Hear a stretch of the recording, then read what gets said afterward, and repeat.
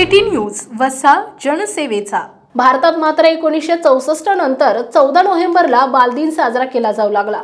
बालदिन भारतात दरवर्षी 14 नोव्हेंबर रोजी साजरा केला जातो। हा दिवस मुलांचा हक्क, त्यांचं महत्त्व आणि त्यांच्या प्रती समाजाच्या जबाबदाऱ्यांचं आठवण करून देण्यासाठी विशेष दिवस आहे। भारताचे पहिले पंतप्रधान पंडित जवाहरलाल नेहरू यांच्या जन्मदिनी बालदिन साजरा केला जातो। हा दिवस आपल्याला संदेश देतो की मुले हे समाजाचं भविष्य आहेत आणि त्यांच्या विकासासाठी योग्य संधी आणि संसाधने प्रदान करणं महत्त्वाचं आहे।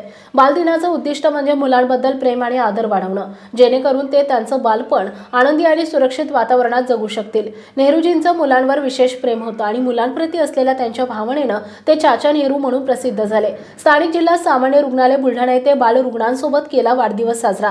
कार्यक्रमाच्या अध्यक्षस्थानी डॉक्टर पोळ, प्रमुख पाहुणे म्हणून डॉक्टर खर्चे, doctor Umbarkar madam, matron Kulkarni madam हे होते। कार्यक्रमाच्या सुरुवातीला पंडित जवाहरलाल नेहरू यांच्या प्रतिमेचे पूजन करण्यात आले।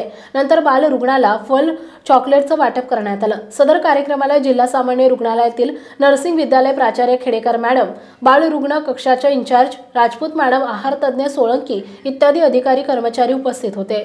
City news Buldhana.